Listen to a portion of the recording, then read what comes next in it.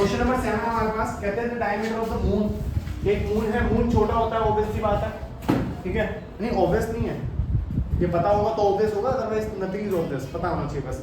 जो मून है उसका डायमीटर अप्रोक्सीमेटली 1/4 है डायमीटर ऑफ अर्थ से, ठीक है,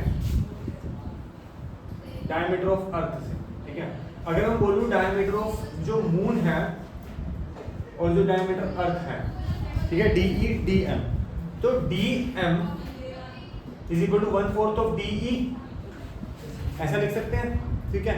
लेकिन क्या हम लोग कभी भी डायमीटर से बात करते हैं? नहीं, हम लोग किससे बात करते हैं? रेडियस से।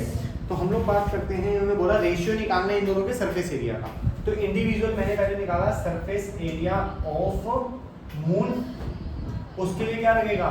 स्फीयर का, स्फीयर है ना मून, एक अप्रोक्सीमेटली स्फीयर है, परफेक्टली स्फीयर नहीं है, अप्रोक्सीमेटली स्फीयर है।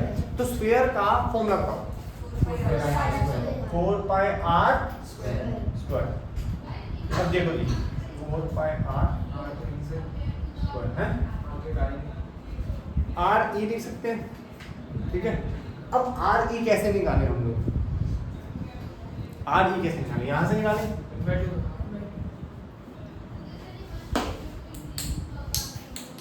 E लिखे तो मतलब अर्थ का निकालते हैं ना, तो 1/4 × 1/2 RE, ठीक है,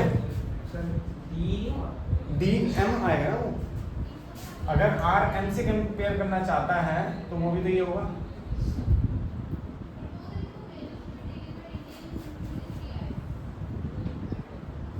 नहीं हाफ हो गया, वो भी हाफ हो गया, ये भी, ठीक है। तो RM is equal to 1/4 of RE, radius of moon is equal to radius half the radius of earth. अब यहाँ पे जो E लिखा हुआ है तूने, ठीक है, ये रेडियस ऑफ क्या है? अर्थ है। अब सरफेस एरिया ऑफ मून निकालना है, क्या है? 4πr स्क्वायर, यहाँ पे R किसका लगेगा? मून का, ठीक है।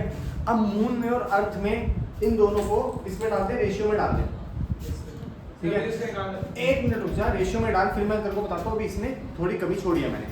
अब क्वेश्चन ने हम लोगों को रेशियो में पहले मून का रेशियो लेने के लिए बोला और फिर अर्थ का, तो हम लिखेंगे surface area of moon upon surface area of अर्थ। देखिए अब रेशियो है तो हम लोगों को RM को कुछ RE की तरह दिखाना है या RE को RM जैसा बना देते हैं, ठीक है। मेरे पास RM की वैल्यू है, RM की वैल्यू है, RM की वैल्यू क्या? 1/4 RE है। तो अगर मैं यहाँ पे वैल्यू पुट करूँ RM की, तो 4π RM की जगह RE/4 का स्क्वायर, 4π RE स्क्वायर अपॉन 4×16। यहाँ तक कोई दिक्कत परेशानी? ठीक है। ये किसका था? मून का था। मून को ऊपर देखो, 4π RE का स्क्वायर, देखो E को थोड़ा ना नीचे लिखो पैरों में, upon surface area of earth pi RE का स्क्वायर। अब इसमें RE के बाद क्या आया था नीचे? 16, सब कुछ कट गया, ठीक है, अपॉन 16 रह गया, मतलब 1/16 रह गया। 4 से 4 कटा, पाई से पाई कटा, RE से RE कटा, RE स्क्वायर से RE कटा, अब क्या बचा? 1/16 बचा, तो मतलब रेशियो है 1:16,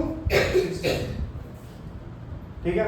अब इसको फिर से समझो, क्योंकि अभी तक तो मैं कर रहा था, आप लोगों को कहीं में समझ नहीं आई है ना, अब समझ हुआ क्या इसके अंदर बेटा। मैंने इन दोनों को अलग निकाला था, ठीक है, और जब अलग निकाला तो इन लोगों के पहले जो रेशियो उन्होंने हमें दिया था कि जो डायमीटर ऑफ मून है is equal to 1/4 of diameter of earth. अब डायमीटर में हम लोग बात नहीं करते, सरफेस एरिया जब निकालते हैं we talk about the surface area in the term of radius only.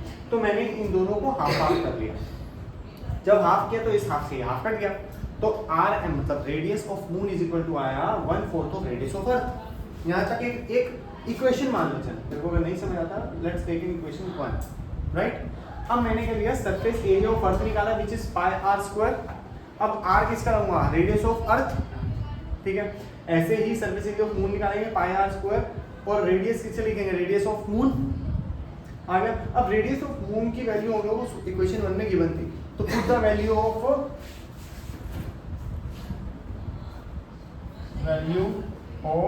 RM from equation 1, equation 1 से डाल दो। जैसे डाली क्या आया कैलकुलेट करके, pi r radius of r, radius of क्या है अर्थ का स्क्वायर अपॉन 16, ठीक है। अब इनकी वैल्यूज यहाँ पुट कर दी, पुट करी तो बात कट गई। अगर जिस बच्चों को ये भी समझ नहीं है मैं दोबारा कर देता हूँ। ये लोग क्या दे रखा है, पहले मून का लिखना है, ये लिखो 4 पाई रेडियस ऑफ अर्थ का स्क्वायर अपॉन 16, क्योंकि बड़ा अजीब सा लिखा गया था, कहीं वो शायद कैलकुलेशन ना समझे। आगे इसका लिखो 4 पाई आर मतलब रेडियस ऑफ अर्थ का स्क्वायर, पूरा ऊपर वाला से कट गया, क्या है आंसर 1/16 मतलब 1:16। अब समझ आया?